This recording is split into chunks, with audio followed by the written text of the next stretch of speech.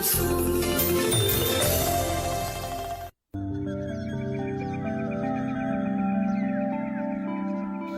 านีวิทยุกระจายเสียงแห่งประเทศไทยจังหวัดลำปาง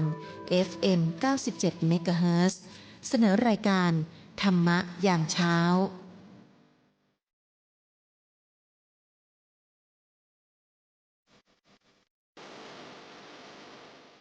สถานีวิทยุกระจายเสียงแห่งประเทศไทยด้วยรายการธรรมรับอรุณในทุกวันพุธช่วงของใต้ร่มโพธิบทเรามาฝึกทำจิตให้เป็นสมาธิกันสักครู่หนึ่งตามหวังวันนี้เราจะเจริญธรรมานุสติหมายถึงการระลึกถึงธรรมะอะไรไม่ใช่ธรรมชาติไม่ใช่นามธรรมแต่ธรรมะที่เจาะจงสอนไว้โดยพระผู้มีพระภาคที่ท่านได้ประกาศไว้ดีแล้วเรียกว่าสวากขาตธรรมสวากขาตธรรมนั้นเป็นธรรมะที่มีความงดงามในเบื้องต้นท่ามกลางและที่สุดหมายถึงก็จะได้ธรรมะหัวข้อต่างๆเหล่านี้มาเนี่ยทดสอบทดลองผิดพลาดแล้วกำหนดบทเพียนชนะอะไรต่างๆออกมาอย่างดี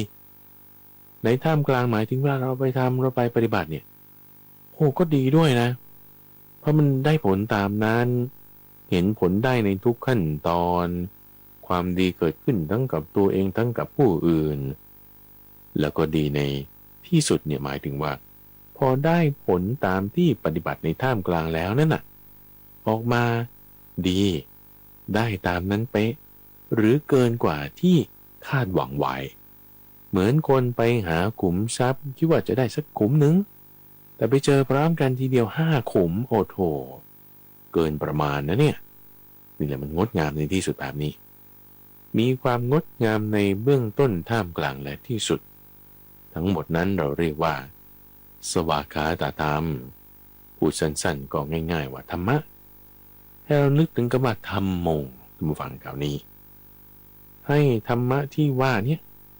รวมอยู่ในคำว่าธรรมโมธรรมโมธรรมโมธรรมโมนึกคำว่าธรรมโมธรรมโมไว้ในใจนึกว่าธรรมโมธรรมโมไว้ในใจธรรมะธรรมโมเนี่ยมันลึกนะ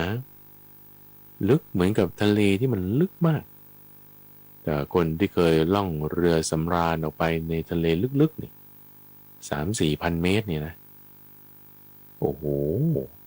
น้ำทะเลนี่มันจะสีเข้มปึ๊ดเลยนะไม่ใช่สีแบบอ่าวไทยที่มัน20 เมตรเองนะท่านผู้ฟัง20-30 เมตรนะแต่ว่าถ้าลึกเป็นกิโลเนี่ยมันจะแบบสีนิลน่ะก็เรียกลึกจนเข้มปื๋อเป็นสีน้ำเงินจับดำแล้วนั่นนะก็จะมีคำเรียกว่านิลยานยานที่มันลึกมากแบบจนเป็นสีนิลน่ะสีนิลนั่นแหละท่านฟังเป็นตัวที่ระบุถึงความมันลึกซึ้งมากความลึกของธรรมะนี่มันมีมากความลึกซึ้งในปัญญาของพระพุทธเจ้ามีมากบ่งบอกสอนออกมาแค่กำมือเดียวเหมือนใบไม้ในกำมือที่ท่านหยิบขึ้นมาจริงๆในต้นนี่มันมีมากกว่ามากนะเป็น100 เท่าเป็น1,000 เท่ายังไม่ต้องประมาณเพราะมันเยอะเอาเท่าที่ว่าเราศึกษาเรามาทำความเข้าใจจะเรียนรู้ในวันนี้เรื่องปัจจัย24 อย่างเนี่ยแค่นี้ล่ะเอาอย่างเดียวนี่แหละธัมโมธัมโมนึกถึงตอนนี้นึกธัมโมธัมโมไว้ในใจแล้วให้มีความสบายใจเลยท่านผู้ฟังให้มีความสบายใจให้มีความดีใจให้มีความอิ่มเอิบใจให้มีความปลื้มใจโสมนัสสุขใจเลยว่าธรรมะที่ท่านสอนไว้เนี่ยเป็นสวากขาตธรรมจริงๆเพราะอะไรเพราะแสดงไว้ด้วยความรู้ยิ่งคืออภิญญายะ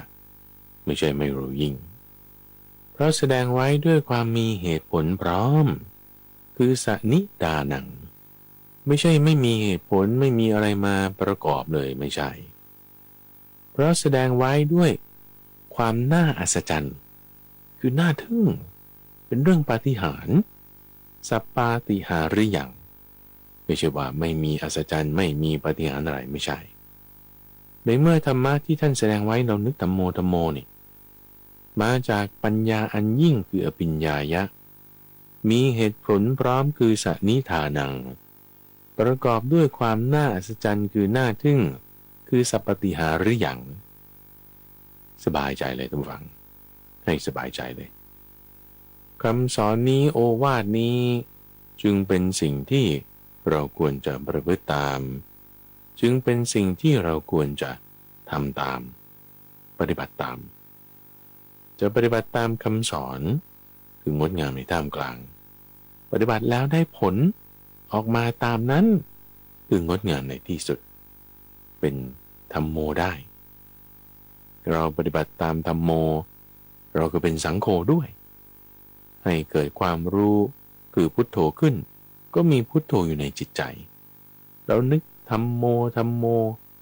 สังโฆพุทโธก็อยู่ด้วยกันท่านผู้ฟัง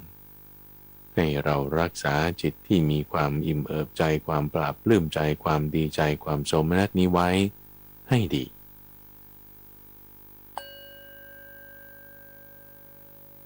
อ้าวล่ะท่านผู้ฟังหลังจากที่เราได้ทำจิตให้มีความสงบกันมาสักครู่หนึ่ง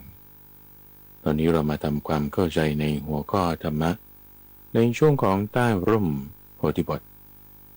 ที่เราจะนำหัวข้อแม่บทนั้นเป็นคำสอนที่ท่านใดบัญญัติแต่งตั้งแจกแจงเปิดเผยจำแนกแจกแจงเปรียบเทียบส่วนเหมือนส่วนต่าง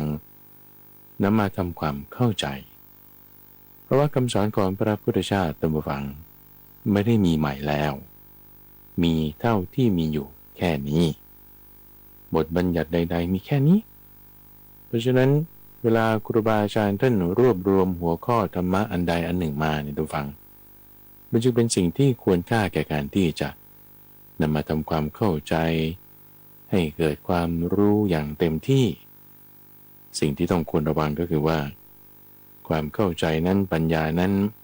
ถ้ายึดถือแล้วเนี่ยไม่ดีแน่จะสามารถนำปัญหามาได้กรณีที่พระพุทธเจ้าเตือนไว้นั่นคือปริยัติที่เป็นงูพิษที่ว่าถ้านำความรู้ไปทิ่มแทงกันถกเถียงกันทำร้ายกันกล่าวหาใส่ความกันไม่ดีนั่นโดยความยึดถือในปัญญาแต่ปัญญาที่ถูกต้องนั้นคือไม่ยึดถือปล่อยวางจะทำจิตให้สามารถประกอบด้วยปัญญาที่ถูกต้องได้ต้องมีสมาธิด้วยจึงในทุกวันพุธท่านผู้ฟังช่วงของใต้ร่มโพธิบทก็จะมาฝึกให้ท่านผู้ฟังทำจิตให้สงบกันสักครู่หนึ่ง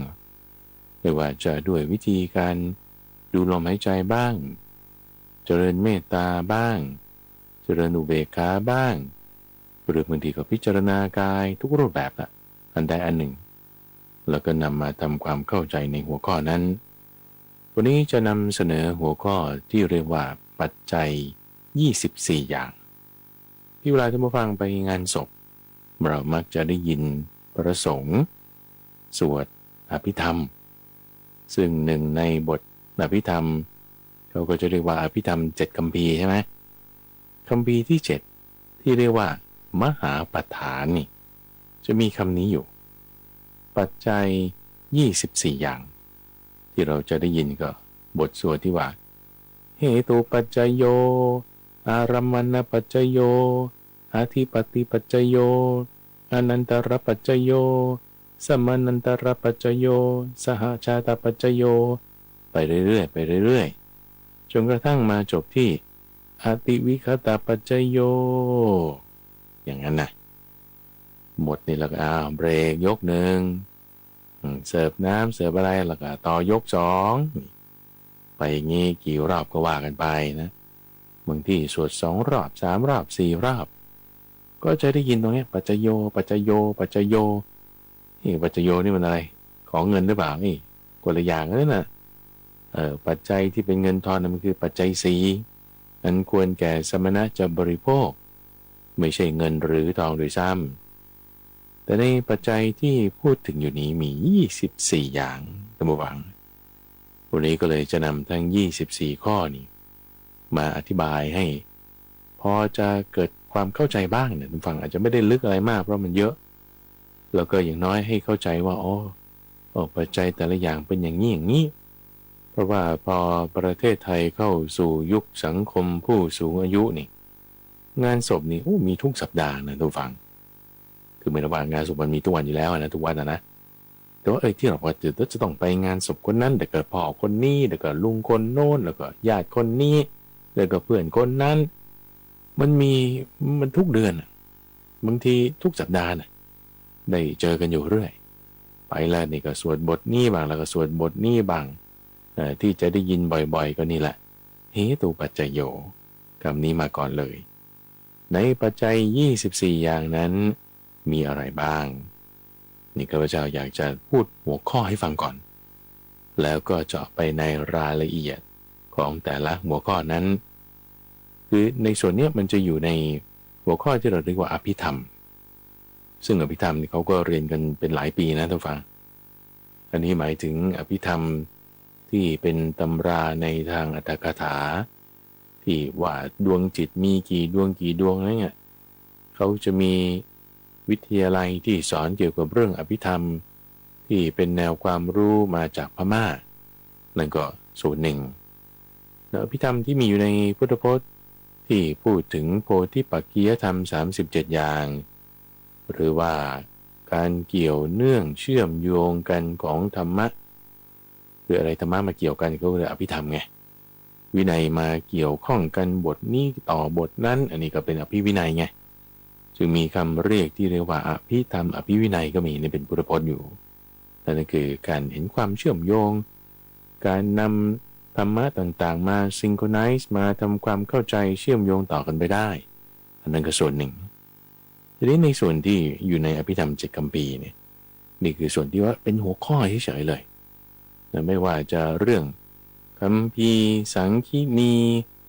คัมภีร์วิพังค์คัมภีร์ธาตุกถาคัมภีร์ปุกละบัญญัติกถาวัตถุยมกะจนถึงอันที่7เนี่ยที่จะพูดในวันนี้คือมหาปัฏฐานแต่ในแต่ละข้อละข้อนี่ก็จะมีชปัญญติโยขันธปัญญติอันนี้ก็ปุกละบัญญัติเนาะแต่ละอย่างเนี่ยก็จะมีรายละเอียดที่ขยายความกันไปโดยพิสดารคำเดียวเนี่ยแต่งหนังสือออกได้เป็นเล่มนะเพราะฉะนั้นไอ้ที่ว่ามันเยอะยากหลายอย่างเนี่ยมันก็มีคุณฟังแต่ว่าส่วนที่เราพอทำความเข้าใจในหัวข้อธรรมะให้เกิดเป็นความรู้เข้าใจก่อนว่าโอเคสิ่งนี้นี่พระพุทธเจ้าเคยตรัสไว้นะหัวข้อนี้หมายถึงอย่างนี้รายละเอียดก็ค่อยไปตามศึกษาหาความรู้เพิ่มเติมวันนี้จึงอยากจะให้ทำความเข้าใจในเรื่องของปัจจัย24อย่างที่มาในส่วนของคัมภีร์อภิธรรมที่ชื่อว่ามหาปัฏฐานต้องบอกตั้งแต่เบื้องต้นก่อนว่านี้เป็นพื้นฐานให้ท่านผู้ฟังเข้าใจคร่าวๆให้รู้ว่าแต่ละหัวข้อนั้นหมายถึงอะไรยังไม่ได้เจาะลึกอะไรลงไปมากเพื่ออย่างน้อยไม่ให้งงเวลาเราไปงานศพก็พูดถึงปัจจโยปัจจยาปัจจยัยอะไรนี่ยังไงนะเอาอันดับแรกก่อนดูฟังปัจจัย24อย่างแต่ละอย่างคืออะไร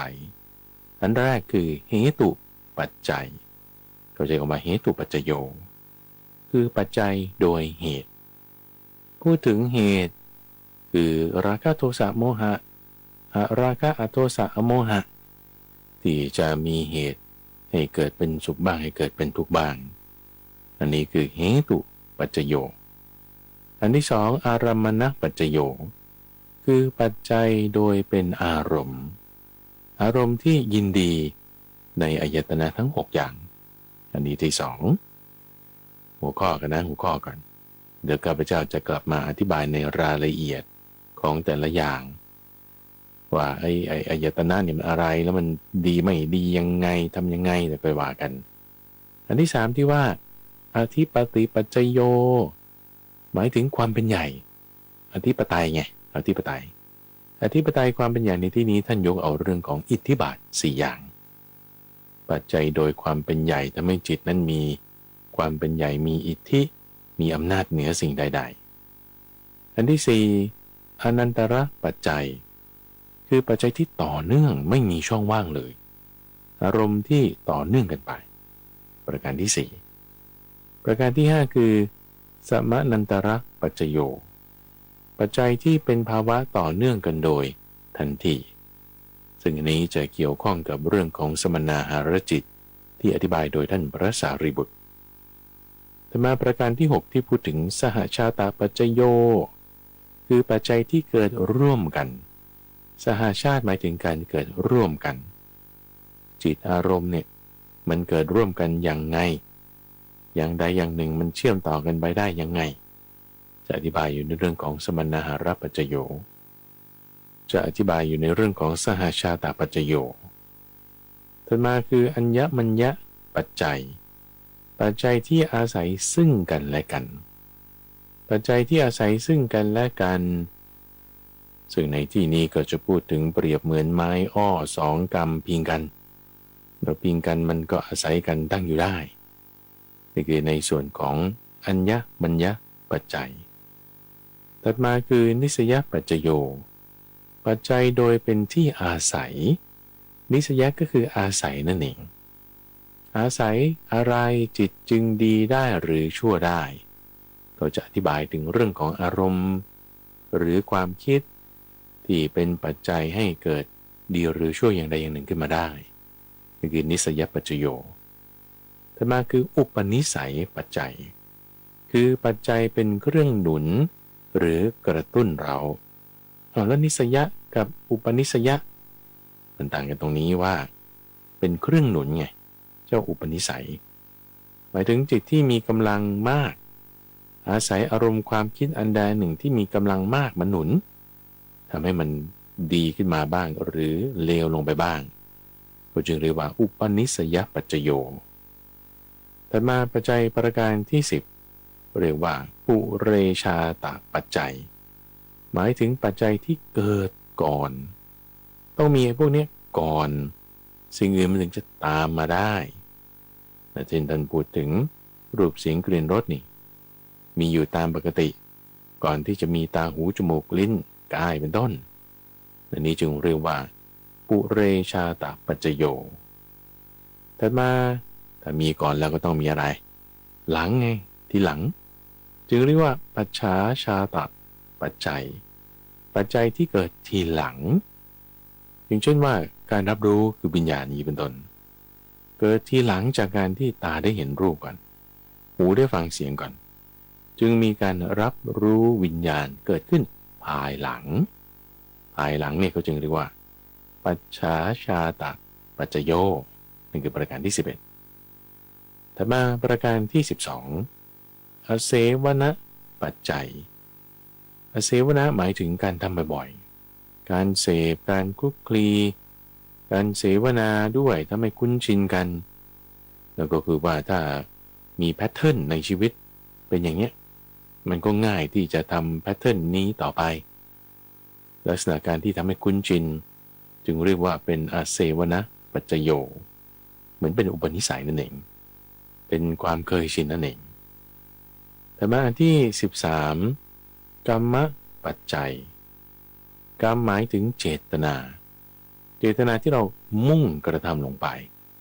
ทีนี้มันไม่ได้ว่าเป็นอัตโนมัติแล้วไงนี่คือเราตั้งใจที่จะทำหรือจะไม่ทำหรือจะทำดีหรือจะทำชั่วอันนี้จึงเรียกว่ากรรมปัจจโยอาศัยเจตนาพอมีเจตนาในข้อที่13แล้วก็ต้องมีผลของเจตนานั้นจึงเรียกว่าเป็นวิปากปัจจัยปัจจัยที่เป็นผลของการกระทำนั้นผลของบุญก็ให้เกิดสุขผลของบาปก็ให้เกิดทุกข์แต่เจตนาที่ทำลงไปนั้นมันเป็นบุญหรือเป็นบาปก็ตามผลตรงนี้ที่เกิดขึ้นเรียกว่าวิปากปัจจโยประการที่14ต่อมาประการที่15นั้นคืออาหารปัจจัยหมายถึงเป็นเครื่องหล่อเลี้ยงทีนี้พอมันเกิดขึ้นมาแล้วมันจะให้ต่อเนื่องต่อไปเจริญขึ้นได้หรือไม่หรือลดลงมันอยู่ที่อาหารในที่นี้ก็จะพูดถึงร่างกายเราก็ต้องมีอาหาร4คืออาหารคือคำข้าวอาหารคือปัสสะเป็นต้นที่บริโภคเข้าไปให้ นามรูปกายใจตั้งอยู่ได้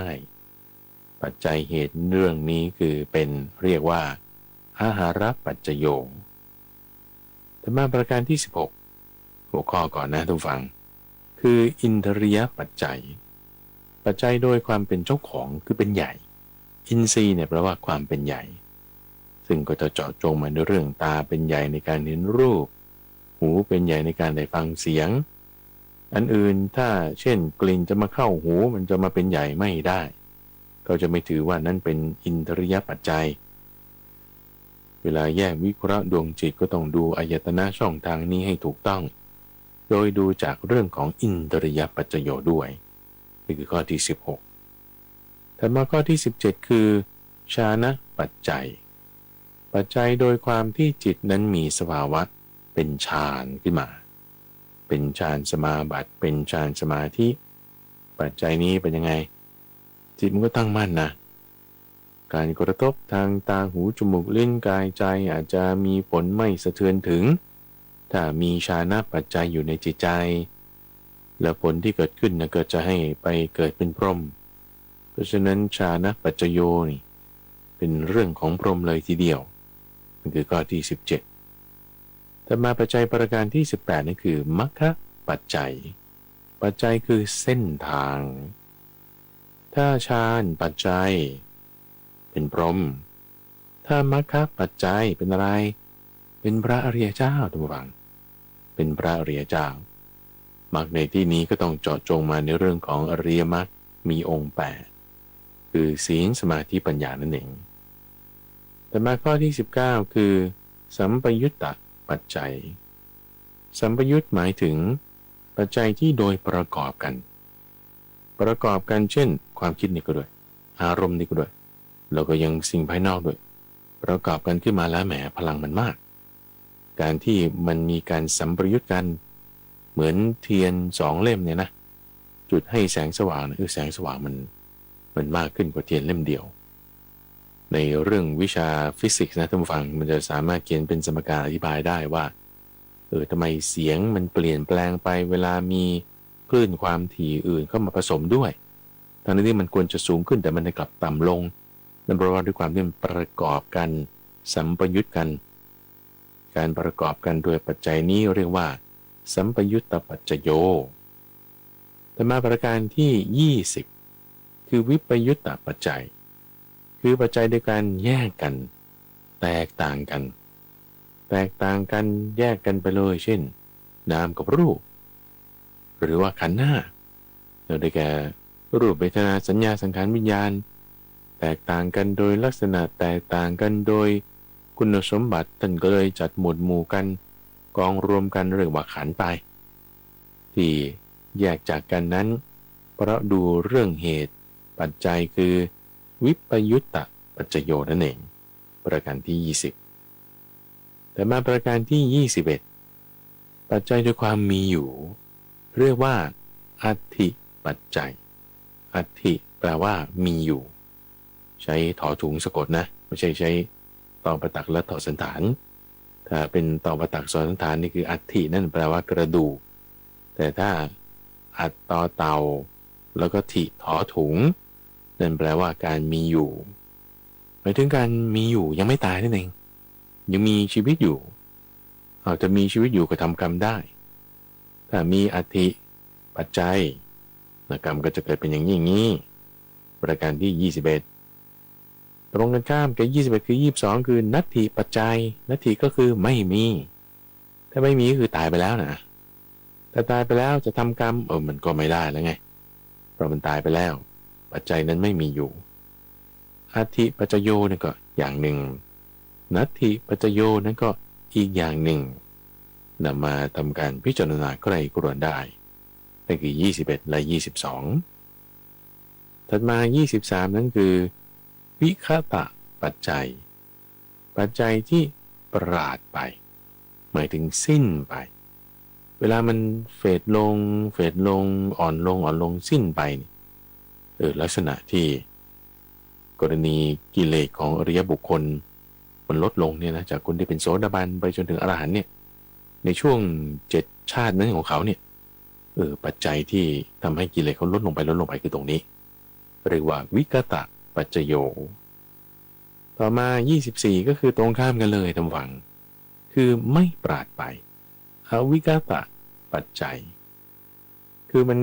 ไม่แห้งไปมันยังมีเชื้อเพิ่มขึ้นอยู่ในความที่ยังมีเชื้อเพิ่มขึ้นอยู่ได้เราก็ต้องดูว่าเวลาผ่านไปแล้วก็เพิ่มขึ้นนี่แสดงว่าไม่ดีไม่ใช่เป็นลักษณะของอริยบุคคลละความที่มันเปลี่ยนแปลงไปด้วยการเพิ่มขึ้นก็เรียกว่าเป็นอวิคตะปัจจโยนี่คือหัวข้อนะทุกฟัง24อย่างที่เวลาเราไปงานศพเราได้ยินพระสวดเริ่มต้นด้วยคำว่าเหตุปัจจโยจนมาจบท้ายด้วยวิคตะปัจจโยแล้วก็อวิคตะปัจจโยดังนี้นั้นหมายถึงอย่างนี้นี่คือหัวข้อนะเขาพูดนะแต่พูดแล้วรายละเอียดเราเป็นยังไงถ้าคนที่มีปัญญาเนี่ยฟังไม่เก็ตเลยท่านผู้ฟังโอ้เหตุปัจจัยเป็นงี้โอชานปัจจัยเป็นอย่างนี้โอ้อนันตรปัจจัยเป็นอย่างนี้ไม่มีช่องว่างต่อเนื่องกันไปอย่างนี้แม้คือถ้า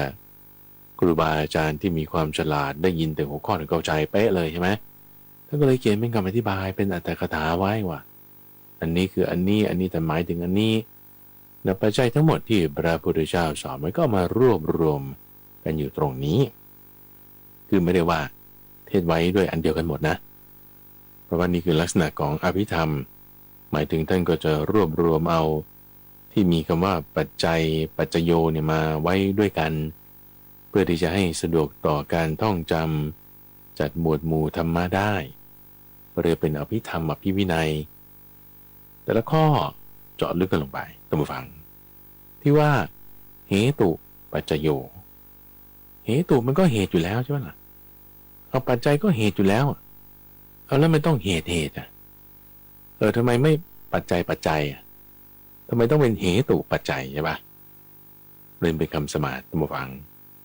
คำว่าเหตุในที่นี้คือหมายถึงเหตุที่จะต้องมีการไปเกิดอยู่ไปเกิดนี่อะไรล่ะก็ด้วยราคะโทสะโมหะไงทำให้ไปเกิดแล้วถ้าจะไม่ไปเกิดล่ะก็ต้องมีเหตุเหมือนกันนะไม่ใช่ว่าจะไม่ไปเกิดก็อยู่ๆก็ตายไปเลยไม่ใช่นะจะต้องมีเหตุในการไม่เกิดนั่นก็คือไม่มีราคะไม่มีโทสะไม่มีโมหะคืออโลภะอโทสะอโมหะในที่นี้คือต้องปฏิบัติตามทานศีลสมาธิภาวนาในขณะที่ถ้าทั่วๆไปก็ชุ่มโดยการบ้างทรมานตนเองบ้างมีมิจฉาทิฏฐิบ้างก็ราคะโทสะโมหะเหตุปัจจัยมีทั้งสองอย่างที่ให้เป็นทั้งดีและไม่ดีให้ทั้งไปเกิดและที่ให้ทั้งสิ้นการเกิดคำว่าเหตุปัจจโยหมายถึงตรงนี้ต่อมาอารมณ์อารมณปัจจัยแต่ที่ว่าคนเราจะยินดียินร้ายให้เกิดอารมณ์ขึ้นทั้งที่ชอบใจและไม่ชอบใจอะไรเป็นปัจจัยอารมณ์มันจะยินดียินร้ายมันก็ต้องอาศัยรูปใช่ไหมผ่านหูเหรอไม่ได้รูปก็ต้องเป็นปัจจัยให้เกิดการรู้แจ้งทางตาเป็นจักขุวิญญาณรูปผ่านตารวมวิญญาณ3อย่างเรียกผัสสะแล้วก็จึงเกิดเป็นอารมณ์ขึ้นอารมณปัจจโยนี่จึงหมายถึงอย่างนี้อารมณ์ใดอารมณ์หนึ่งจะดีก็ตามเสียก็ตามเกิดจากปัจจัยคือรูปเสียงกลิ่นรสโผฏฐัพพะธรรมารมณ์เป็นอายตนะภายนอกมากระทบโดนกับอายตนะภายในนั่นคือเสียงก็ต้องเข้าหูกลิ่นก็ต้องเข้าจมูกรสก็ต้องเข้าลิ้นสัมผัสก็ต้องเข้ากายความคิดนึกก็ต้องมาทางใจเกิดเป็นการรับรู้เป็นวิญญาณแล้วรวมกันจึงค่อยเกิดเป็นอารมณ์ที่น่าชอบใจก็ตามน่าไม่ชอบใจก็ตามถ้าประสานเป็นที่ตั้งความพอใจมันก็จะเกิดความชอบใจประสานเป็นที่ตั้งความเกลียดชังก็จะเกิดความกระเยาะกระแย้งไม่พอใจที่อารมณ์นี้เกิดขึ้นได้เพราะปัจจัยเหล่านี้เรียกว่าเป็นอารมณปัจจโยแต่มาประการที่3รายละเอียดทุกฝั่ง เรื่องของอิทธิบาทสี่ในหัวข้อที่ว่าอธิปติปัจจัยความเป็นใหญ่นั่นเองอธิปไตยความเป็นใหญ่ท่านก็ยกเรื่องเอาอิทธิบาทสี่คือฉันทะวิริยะจิตตะและวิมังสาทำไมท่านไม่เอาอธิปไตยสามถ้าท่านผู้ฟังคิดว่าจะเพิ่มเติมเรื่องของอธิปไตยสามลงไปตรงนี้ก็น่าจะได้เหมือนกันนะเพราะอธิปไตยสามคืออะไรเอาคุณเอาอะไรเป็นใหญ่อะก็จะเอาโลกเป็นใหญ่ก็เรียกว่าโลกาธิปไตยใช่ไหมถ้าเอาทำเป็นใหญ่ก็เรียกว่าธรรมาธิปไตยถ้าเอาตัวเองเป็นใหญ่ก็เรียกอัตตาธิปไตยไม่ว่าจะอธิปไตยอันใดอันหนึ่งในสามอย่างก็จบที่ความดีเหมือนกันเหมือนกับเรื่องของอิทธิบาทสี่แต่อิทธิบาทสี่เนี่ยคือให้เกิดอิทธิด้วยให้เกิดความสำเร็จด้วยให้เกิดสิ่งที่ปรารถนาให้มันได้ขึ้นมาเราจะอธิษฐานสิ่งใดสิ่งหนึ่งให้สำเร็จขึ้นอธิปติปัจจัยสำคัญนะสิ่งที่ปัจจัยจะให้เกิดความสำเร็จเช่นว่าถ้าคุณต้องการจะเข้าเรียนในสถาบันนี้มันก็ต้องอันเดียวละสอบผ่านนะใช่ไหมเด็กเส้นบางทีมันก็ไม่ได้มีมากหรือบางทีไม่มีเลยด้วยซ้ำหรือบางทีจะให้เกิดความสำเร็จในหน้าที่การงานมันก็ต้องมีปัจจัยความสำเร็จให้ปัจจัยความสำเร็จความเป็นใหญ่ขึ้นมาได้ตรงนี้คืออิทธิบาทสี่นั่นเอง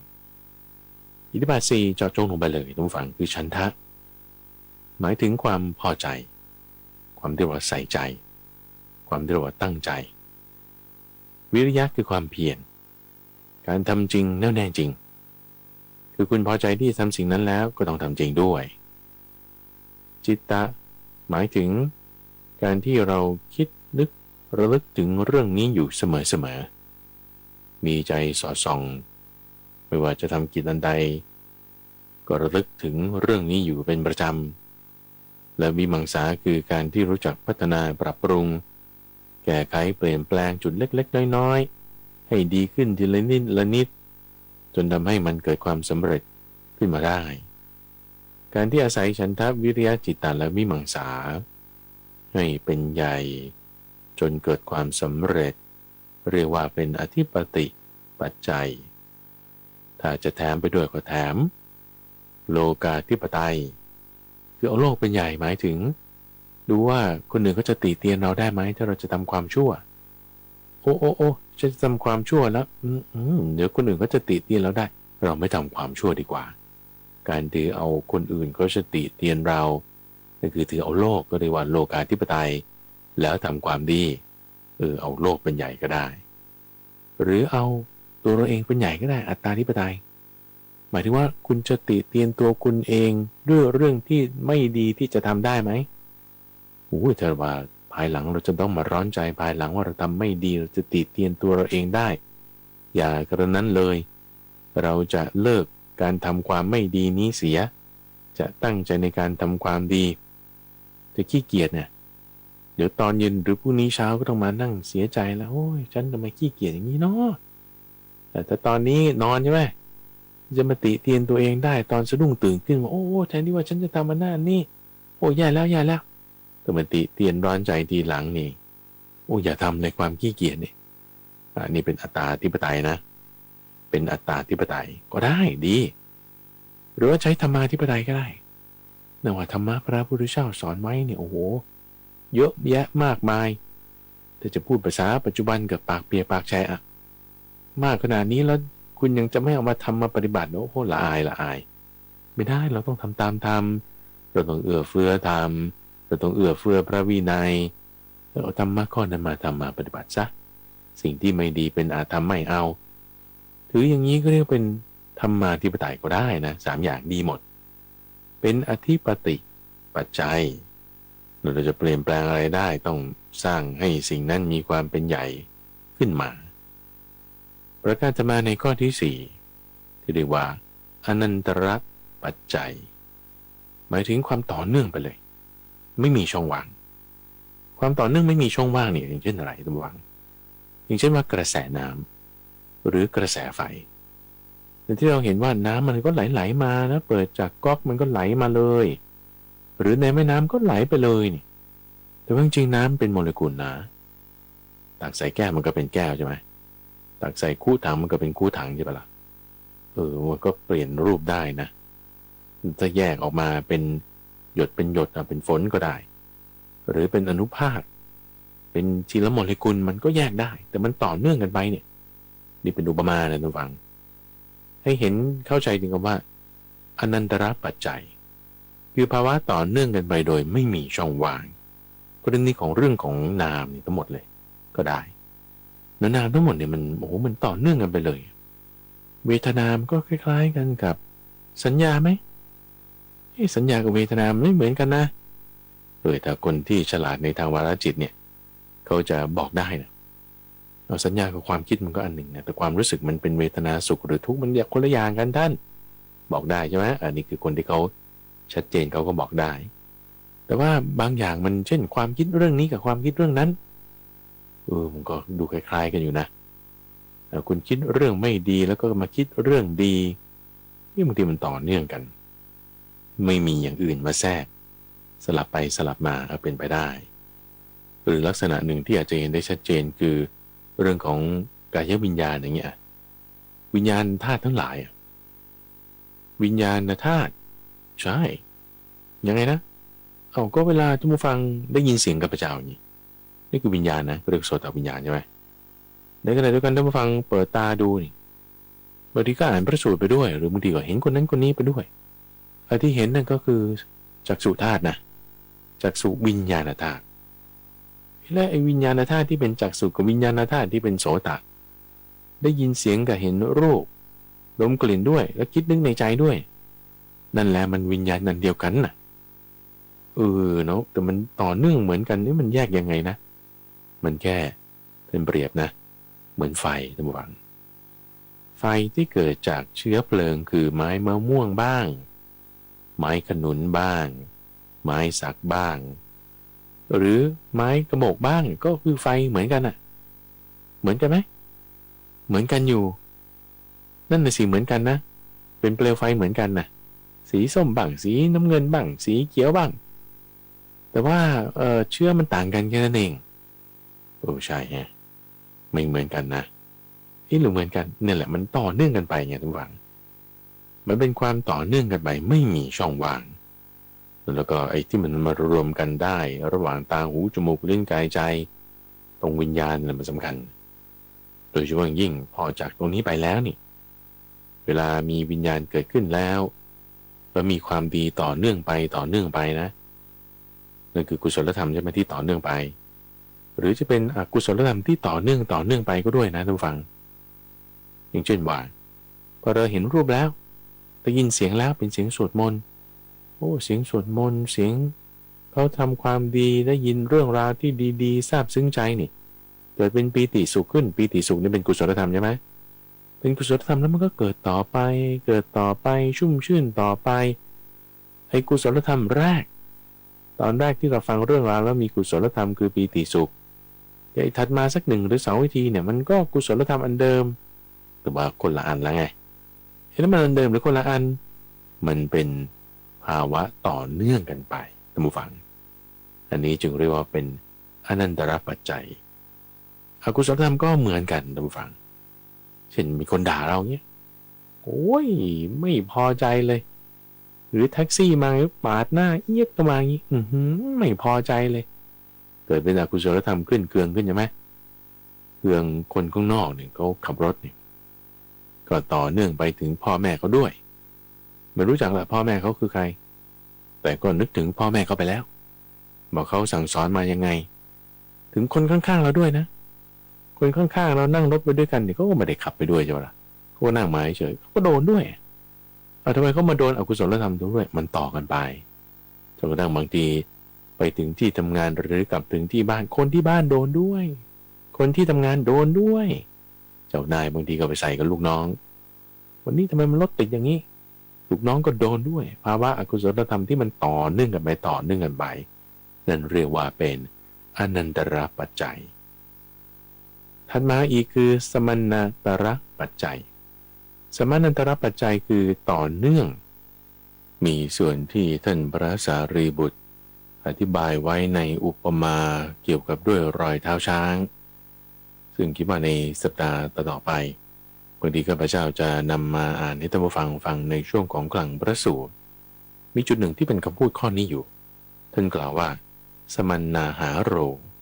คือความเกี่ยวเนื่องกันไปแต่ซึ่งมันไม่ใช่ว่าเหมือนอนันตระที่ว่าต่อเนื่องกันไปโดยไม่มีช่องว่างเนาะแต่นี่คือเกี่ยวเนื่องต่อเนื่องกันทันทีแล้วมันต่างกันยังไงท่านอันนี้ท่านพูดถึงสิ่งที่เป็นนามและใจดูอย่างถ้าเราเปรียบเทียบกับกายท่านผู้ฟังในทางกายในทางรูปนี่น้ำแก้วนี้กับน้ำแก้วนั้นเราจะเห็นได้ชัดเจนว่าโอเคมันคนละส่วนกันนะเพราะมันอยู่คนละแก้วกันใช่ไหมหรือว่าเสียงหูพวกนี้เนี่ยคือมันมาตามช่องทางของเขาเท่านั้นกลิ่นเข้าลิ้นไม่ได้กลิ่นเข้าหูไม่ได้ต้องเข้าจมูกเท่านั้นนี่คือมันเป๊ะๆของเขาเลยทีนี้พอมาในเรื่องของใจสิ่งที่เป็นนามทั้งหลายเนี่ยมันไม่ได้เป็นรูปนะมันไม่ได้จับต้องได้แต่มันเป็นยังไงอ่ะเขาเรียกว่าอะไรเรียกว่านามไงแล้วนามต้องอยู่ที่ไหนใจช่องทางนี่คือเรียกว่าใจไม่เหมือนช่องทางหูนะช่องทางหูนี่คือเสียงเท่านั้นใช่ไหมล่ะคุณจับหูได้ด้วยใช่ไหมล่ะนี่คือเสียงเท่านั้นทีนี้พอใจนี่มันอยู่ตรงไหนอายตนะคือใจเนี่ยมันอยู่ตรงไหนมันอยู่ตรงที่นามนั่นแหละเกิดไอ้ความเกิดขึ้นของนามและใจมโนนะแปลว่าใจนามในที่นี้เราพูดถึงอะไรสัญญาหรือเปล่าความคิดมั้งเราบอกความคิดเกิดขึ้นในช่องทางใจไอ้ช่องทางใจกับความคิดนั่นแหละนี่แหละมันแบบมันทันทีด้วยกันมันตรงนั้นมันมาตรงนั้นเกิดขึ้นตรงนั้นสภาวะที่ทันทีด้วยกันนั่นก็เรียกว่าสมานันตระบางทีก็อ่านว่าสมัณนะหาระคือความที่มันเกิดขึ้นด้วยกันเราจะอธิบายถึงสิ่งที่เป็นนามและสิ่งที่เป็นใจท่านผู้ฟังอีกครั้งนะกายใจนะกายใจรูปนามรูปอยู่ที่กายโอเคไหมนามอยู่ที่ใจรูปหมายถึงเราเจาะจงว่าเอาอายตนะภายนอกกายในที่นี้เราเจาะจงหมายถึงเอาอายตนะภายในได้แก่ตาหูจมูกลิ้นและกายอายตนะภายนอกได้แก่รูปเสียงกลิ่นรสโผฏฐัพพะทีนี้ใจล่ะใจเป็นอายตนะภายในไงใจเป็นอายตนะภายในน้ำล่ะน้ำเป็นอายตนะภายนอกที่มันเกิดขึ้นพร้อมกันตรงเนี้ยนั่นแหละเขาจะพูดถึงว่ามันคือสมัณณตระปัจจัยเอาหัวข้อทำความเข้าใจประมาณนี้ก่อนดูฟังเรื่องนี้มันคงจะต้องเจาะกันไปอีกสักระยะหนึ่ง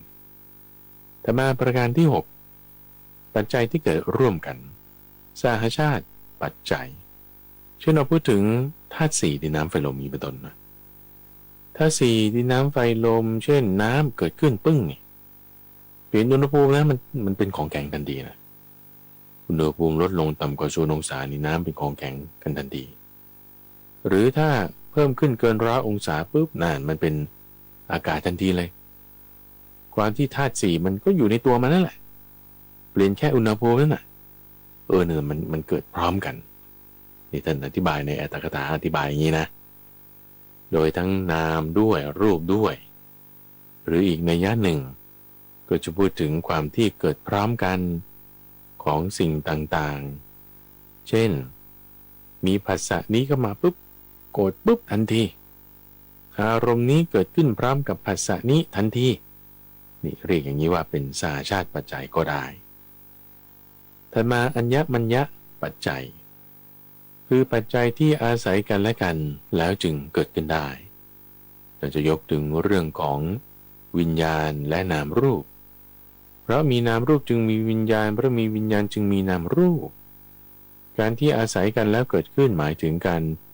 เหมือนเอาไม้อ้อ2 กำพิงกันเป็นลักษณะที่อาศัยซึ่งกันและกันจึงพูดถึงนามขันธ์4แล้วก็รูปขันธ์1รวมกับเจ้าวิญญาณถ้าจะเปรียบเทียบอย่างเช่นว่าจินตนาการนะท่านผู้ฟังเหมือนกับว่าเราออกไปในอวกาศนะแล้วก็ตัวเราเนี่ยเหลือแต่ตานะมีแต่ตาแล้วเรามองไปอวกาศที่ดำมืดสนิทเลยเนี่ยเห็นดวงดาวอยู่ไกลๆเนี่ยเราไม่เจอ มันมืดไปหมดอ่ะไม่มีวัตถุอะไรอยู่ข้างหน้าเลยแต่ว่ามืดไปหมดใช่ไหมล่ะเราจะรู้ได้ไงว่ามันไม่มีวัตถุอยู่ข้างหน้าเราถ้าเราไม่ฉายไฟแสงส่องลงไปใช่ไหมเพราะมันมืดไปหมดหรือว่าต่อให้มีไฟก็ตามเถอะเราก็ไม่รู้หรอกว่ามันมีแสงไฟผ่านหน้าเราไปเพราะว่าถ้าไม่มีวัตถุมาสะท้อนเนี่ยเพราะตัวลำแสงเนี่ยเราจะไม่เห็นตัวลำแสงเราจะไม่เห็นเราเห็นแสงสิ่งของต่างๆเนี่ยเพราะว่าแสงกระทบโดนลงสิ่งนั้นแล้วมันก็สะท้อนเข้าตาเรานะเราไม่รู้หรอกว่าจะมีวัตถุหรือมีแสงไหมก็ต่อเมื่อมันเกิดขึ้นพร้อมกันถ้ามีอ็อบเจกต์มีสิ่งของอยู่ข้างหน้าโดยไม่มีแสงมาผ่านเราก็ไม่รู้ว่ามันมีใช่ไหมเอาแต่เมื่อมีแสงมากระทบปึ้งมีแผ่นไม้วางอยู่ข้างหน้าแล้วนี่นะมีอยู่หรือถ้ามีแสงมาผ่านโดยที่ไม่มีแผ่นไม้มาอยู่ข้างหน้าเราก็ไม่รู้ว่ามีแสงผ่านเพราะมันมองไม่เห็นเราแสงมันไม่ได้โดนตาเราใช่ไหมล่ะมันผ่านไปเลยก็ต้องเอาวัตถุเข้ามาเอาแผ่นไม้มามีแสงผ่านข้างหน้าแล้วนี่คุณจะมองแสงหรือคุณจะมองแผ่นไม้ล่ะมันเกิดขึ้นพร้อมกันนะอาศัยกันแบบนี้เขาเรียกว่าอัญญมัญญปัจจัยธรรมาประการที่8นิสยปัจจัยปัจจัยโดยความเป็นที่อาศัยในที่นี้ท่านจะพูดถึงความคิดที่จะเป็นเหตุอาศัยให้เกิดสิ่งที่ดีหรือไม่ดีต่อไปดังเช่นว่าถ้าเราคิดถึงเรื่องเสือถึงหมอนอยู่เรื่อยๆมันก็จะขี้เกียจนะแต่จิตเราน้อมไปในความคิดเรื่องใดเรื่องหนึ่งคิดไปในเรื่องใดๆมากจิตก็จะน้อมไปด้วยอาการอย่างนั้นอย่างนั้นนี่การที่มันน้อมไปอย่างนั้นได้เพราะนิสยปัจจัยในที่นี้ท่านก็จะเอาเรื่องอายตนะทั้ง6ทางมาประกอบด้วยเพราะมันเป็นตัวกระตุ้นให้เราต้องได้คิดหรือไม่เช่นว่าถ้าคุณไปเดินตามสตรีทฟู้ด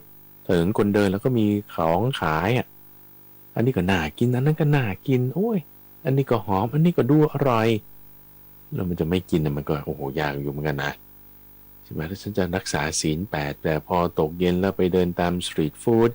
หรือดูคลิปที่มันทำอาหารอร่อยจะไปเหลือแล้วอันนี้มันเป็นนิสยปัจจัยโดยเป็นที่อาศัยมันก็จะคล้ายๆกับในข้อที่9นะที่ว่าอุปนิสยปัจจัยคือกระตุ้นเป็นสิ่งเร้ากระตุ้นสิ่งเร้าในที่นี้จะพูดถึง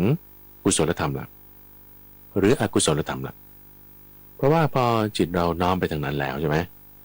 จิตเราน้อมไปทางไหนเนี่ยสิ่งนั้นจะมีพลังตรงพลังตัวนี้แหละมันไปกระตุ้นขึ้นมากระตุ้นให้เกิดการกระทำของเราไปตามทางนั้นการที่มันเริ่มมีพลังตัวนี้แหละเป็นอุปนิสัยละสิ่งเราละคือบางคนที่ว่ายังพออั้นได้กั้นได้นะเช่นเจอนั่นนี่โน่นแล้วจะไม่กินก็ได้หรอกแต่พอเจอบ่อยๆเนี่ยมันเริ่มมีความคิดนึกว่าฉันกินคำหนึ่งคิดว่ากินคำหนึ่งเนี่ยมันก็จะกินอันนี้คำหนึ่งอันนั้นคำหนึ่งแล้วก็โน้นคำหนึ่งก็ยังละคำไงแต่หลายอย่างไงที่ว่าช็อตต่อมาเป็นกินทีละคำแต่หลายๆอย่างแล้วก็เริ่มกินทีละอย่างแต่ว่าหลายๆคำแล้วก็หลายๆอย่างด้วยนี่แหละมันเริ่มเป็นการกระตุ้นการเร้าจากกุศลธรรมก็กระตุ้นให้เกิดกุศลธรรมเพิ่มขึ้นอกุศลธรรมก็กระตุ้นให้เกิดอกุศลธรรมเพิ่มขึ้นได้อย่างคนจิตใจที่เป็นบุญเป็นกุศลอยู่แล้วนะท่านฟังถ้าเขามีสิ่งนี้เป็นอุปนิสัยแล้วเขาก็จะทำกุศลธรรมอยู่เรื่อยไม่ประมาทอยู่เรื่อยต่อเนื่องไปอุปนิสัยที่เป็นปัจจัยนี้ทั้งดีและไม่ดีนั้นคือปัจจัยข้อที่9ถัดมาในข้อที่10ปุเรชาตะปัจจัยนั่นที่ว่าสิ่งที่มันมีปรากฏขึ้นอยู่มาแต่ก่อนแล้วก็จะเจาะจงเอาเรื่องของเสียงมีมาตั้งแต่ก่อนที่เราจะมีหูแล้วไม่ว่าจะกลิ่นรสหรือว่าความคิดนึกแนวไอเดียนี้รูปกายสิ่งที่เป็นอายตนะภายนอกมีอยู่ก่อนแล้วที่เราจะมารับรู้มันด้วยซ้ำปัจจัยที่มันปรุงแต่งมีกันมาอยู่ก่อนแล้วนั้นเรียกว่าปุเรชาตะปัจจัยส่วนท่าทีหลังก็เรียกว่าปัจฉาชาตะปัจจัยเกิดขึ้นทีหลังซึ่งเกิดขึ้นทีหลังเมื่อมีเสียงจึงค่อยมีหูท ถ้าคนดูง่ายๆอย่างคนหูหนวกนี้หรือคนตาบอดอย่างนี้แล้วถ้าตาบอดแต่กำเนิดอย่างเงี้ยภาพแสงนี่เขามีอยู่แล้วเช่นเก้าอี้ตัวนี้ฉันเคยนั่งอยู่แล้วเสื้อผ้าอันนี้ฉันเคยใส่อยู่แล้วทีนี้พอเกิดตาดีขึ้นมาได้เอาเห็นว่าโอ้เก้าอี้ตัวนี้เป็นอย่างนี้โอ้สีมันเป็นอย่างนี้หรือเสื้อตัวนี้โอ้เนื้อผ้าเป็นอย่างนี้เหรอฉันรู้แล้วแต่ว่าโอ้สีมันเป็นอย่างนี้เนี่ยที่ว่ามารู้ภายหลังตาเนี่ยจึงมาทีหลังรูปที่มันมีมาก่อนใจมันก็จึงมาทีหลังไอ้ความคิดนึกอะไรต่างๆแนวความคิดที่เขามีมาก่อนแล้วนี่จึงเรียกเป็นปัจฉาชาตะปัจจัยถัดมาอเสวนะปัจจัยคือทำซ้ำๆบ่อยๆจนเป็นความเคยชินความเคยชินก็คือขอโทษนั้นฟังคือเป็นสันดานน่ะเป็นนิสัยที่เราเคยชินในการกระทำสิ่งใดสิ่งหนึ่งเช่นบางคนฝึกนิสัยในการที่ว่าหลังรับประทานอาหารก็จะแปรงฟันเลยหรือตื่นขึ้นมาปุ๊บก็จะไปวิ่งเลย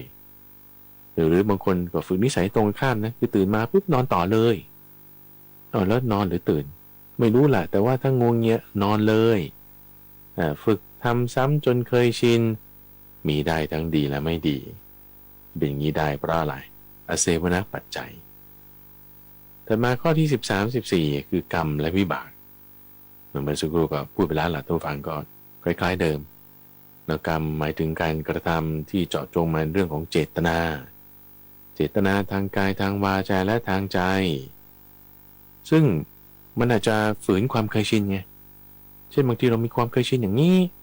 เรามีสิ่งเกื้อหนุนสิ่งเร้าอย่างนี้ยกตัวอย่างเช่นว่าคุณไปเดินสตรีทฟู้ดแล้วโอ้โหอาหารนี่ก็น่ากินนั่นก็น่ากินแต่ฉันตั้งเจตนาไว้แล้วฉันจะไม่กินฉันจะรักษาศีล8กรรมปัจจัยของเขาเนี่ยมีผลมากกว่านิสยปัจจัยมากกว่าอุปนิสยปัจจัยเป็นต้นอันนี้ก็เกิดผลอย่างนี้ได้กรรมปัจจัยผลก็เรียกว่าเป็นวิปากปัจจัยทำให้เกิดเป็นความเพียรบ้างทำให้เกิดเป็นปัญญาบ้างทั้งดีและไม่ดีนะท่านฟังอันนี้ได้หมดเจตนาไม่ดีก็ได้นะผลก็ได้ไม่ดีก็เหมือนกันตามเจตนาที่ตั้งไว้นั่นนี่คือกรรมปัจจัยและวิปากปัจจโยข้อที่13และ14ส่วนประการที่15พูดถึงเรื่องอาหารในข้อนี้จะเจาะจงมาเรื่องของกวลิงการาหารได้แก่อาหารคือคำข้าวยังมีอาหารอื่นอีกท่านผู้ฟังเช่นผัสสะอาหารคือผัสสะหรือวิญญาณอาหารคือวิญญาณหรืออาหารคือสัญเจตนาก็มีแต่มีอาหาร4อย่างถ้าเป็นทางรูปก็จะเป็นกวลิงกอาหารถ้าเป็นทางนามทางใจก็จะเป็นอาหารคือนามอีก3อย่างที่เหลือแล้วมันจะเกื้อหนุนมันจะหนุนนำให้หล่อเลี้ยงกันต่อไปทำไมกรรมชั่วก็หนุนกรรมชั่วต่อไปได้สืบต่อไปได้เพราะมันมีอาหารสืบเนื่องต่อไปแต่ซึ่งมันก็จะเป็นพวกของอวิชชาเป็นพวกของตัณหาที่ทำให้ความไม่ดีสืบเนื่องต่อไปถ้าเป็นความดีสืบเนื่องต่อไปก็เป็นวิชาเป็นมรรคเป็นศีลเป็นสมาธิเป็นสติเป็นปัญญาพวกนั้นไปแต่มาในข้อที่16คืออินทรียปัจจัยอินทรีย์เป็นปัจจัยเราจะพูดถึงความเป็นใหญ่ของช่องทางต่างๆเขาก็จะอธิบายถึงความที่ว่าทำไมหูถึงมันไม่ได้เห็นภาพได้หูมันจะไปเห็นภาพได้ไงใช่ไหมเพราะมันไม่ได้เป็นใหญ่ทั้งนั้นอธิบายถึงลักษณะของหูอธิบายถึงลักษณะของลิ้นว่าทำไมมันรับได้แต่รสเท่านั้นรับสิ่งอื่นๆเช่นกลิ่นเช่นแสงไม่ได้เพราะมันไม่มีโฟโตรีเซปเตอร์มันไม่ถูกกระตุ้นเร้าได้ด้วยแสงที่มาเป็นแบบนั้นในความที่มันเป็นใหญ่เฉพาะตรงนั้นหรืออินทรียปัจจัยแต่มาฌานปัจจัยฌานปัจจัยคือจะพูดถึงความที่จิตเป็นสมาธิท่านผู้ฟังจิตเป็นสมาธิฌานไม่ว่าจากขั้นที่1ที่จะเกิดจากการที่เรามีวิตกวิจารมีปีติสุขแล้วจิตเป็นอารมณ์เดียว ตั้งแต่ขั้นที่1ไปจนถึงขั้นที่8ขั้นที่9ปัจจัยตรงนี้จะทำอะไรได้บ้างโอ้ได้หลายอย่างเราจะใช้แก้ปัญหาในการงานหน้าที่เช่นในโรงงาน